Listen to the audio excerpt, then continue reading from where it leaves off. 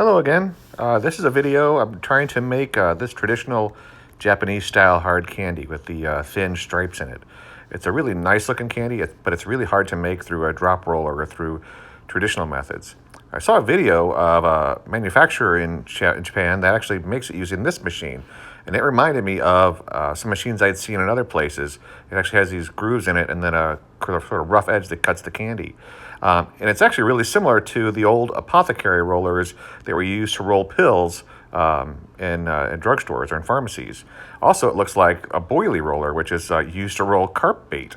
And so they all use the same basic method where it rolls it back and forth and forms the ball. In an old Thomas Mills catalog, I found what they called a wood ball or gooseberry roller. This is what they used. I think it was probably used for a bit of softer candy, but I was fortunate after looking around to find something similar, and I was able to get one off of a auction site. And mine turns out to be all aluminum. It was cast. This is from the Thomas Mills Company as well. You can kind of see it's got these grooved middle areas to roll the candy in, and then that rough edge along the edge to cut it as it goes. So I'm going to try to use it to make something really similar to what we see in in those Japanese style candies. As you know, my recipe is, or the recipe I use is 4 cups of sugar, 1 cup of water, 1 1/3 cups of corn syrup. I boil it to 300 degrees and pour it out here on my table in a Silpat mat to cool down. I add a little citric acid for to help punch the flavoring up. Turns out this batch is pomegranate and guava, a combination I seem to really like. A couple of times I've made it and people enjoy. I'm going to make my stripes, the top. Probably made that a little bit big, but I'll make the 3 primary colors and I'll mix those to make 6 colors total. Which basically I'll make my middle colors when I mix the 2 together. And then I'll use the bigger pool of candy to make predominantly a white. Of course, this is sped up to, it's not really moving this fast, but you get the idea without sitting through a really long video. So I'll cut these up to make my 3 primaries, yellow, red, and blue. And I'll just mix them together to spread the color out a little bit and make it a little bit more uniform. And then once it cools a little bit, I will pull the middle puddle to make a white or a more opaque color to fill in the middle.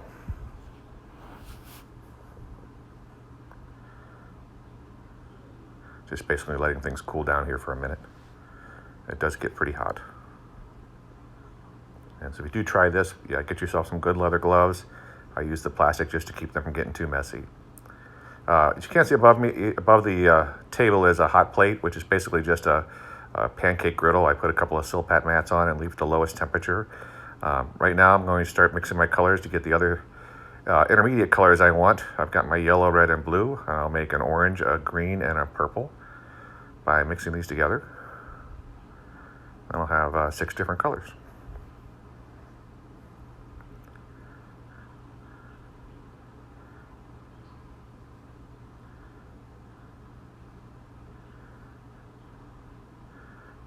Once I get my colors, I'll put them on the hot plate to keep them warm. And then I'll move the larger pool over to the hook and pull on it a little bit to get some air incorporated in it, make it a little more opaque and white. This is an old hook I use to pull the candy. Gets air incorporated into it, which reflects light and makes it look more white from the sort of amber color. It doesn't take a lot. I probably really didn't need the hook to do this. You probably could have just done it by hand. I just like to use it when I can. And the candy gets really hot, so it makes it a little easier on the hands if you can rely on the hook to hold the heat sometimes.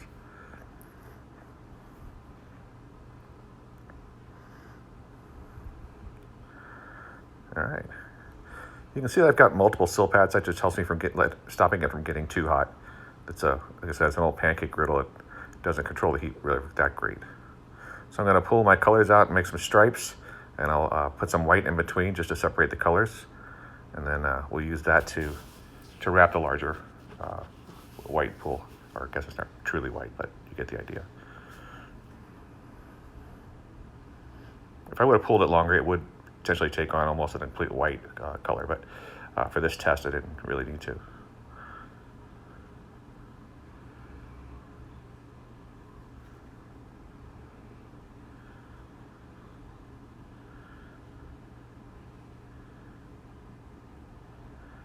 I'm just going to pull some white in between the colors. I'll be making my stripes.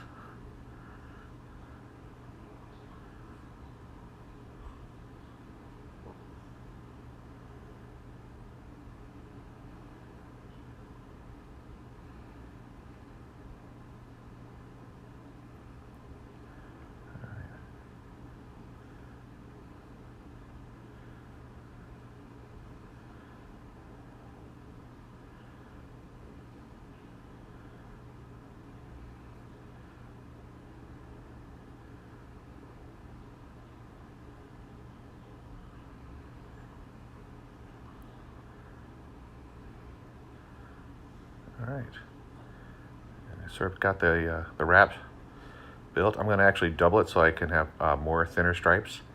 So you'll see me stretch it out and make 2 layers basically. Probably made too much of this, but you know, for the first time, getting the portions just right is a learning process.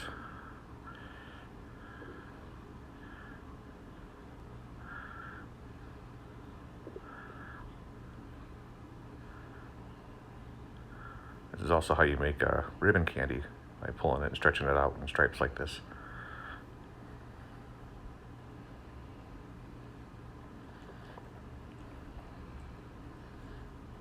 I'm just going to roll the central mass, which will be all white because no one's really going to see anything in it. And then I will roll it in here. You can see I made my stripes a little bit big, but you know, that's okay. I just have to cut those ends off.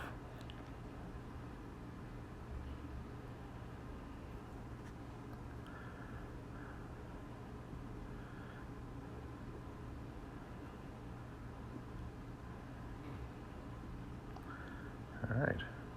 Now we've got the basics of the candy rolled out, and then we're going to take it over to the gooseberry roller, I guess it's called, and we'll see how it does.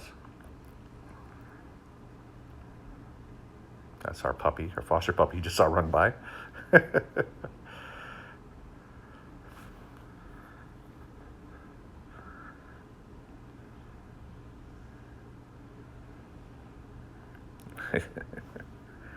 Didn't realize how underfoot he was.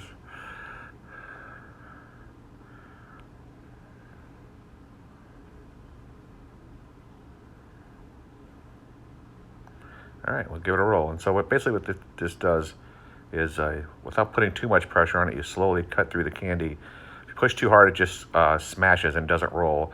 You can kind of see that I've got they're still connected.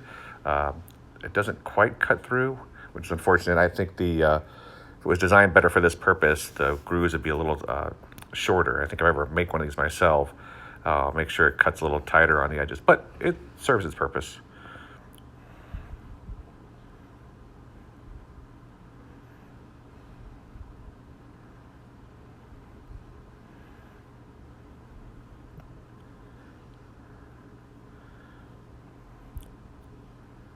There's a little bit of a touch to it. I said if you push too hard, it won't roll.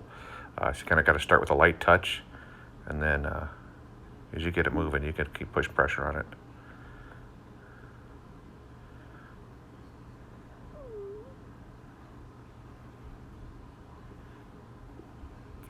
All you can't see what I'm doing over on the other side is just pulling out the rope, so it's about the same size. If it's really big, the candy gets to be pretty big. If it's too small, it's sort of a oblong shape instead of a ball shape. So here, moving over to the table so we can, like drop candies, break them up a little bit into the individual pieces. And it breaks up nicely, and these came out okay. The stripes aren't quite as thin as I wanted, but they look okay for the first pass through, and I think we have a technique to work on to get these same type of candies in a small batch environment. If I can keep them all on the table. They do tend to roll pretty fast. All right, you can kind of see they are nice multi-striped candies. They do have a bit of a onion shape to them, I think. I think I have to roll them around to break those ends off. But all in all, I was pleased with how they turned out. And they certainly taste good. So.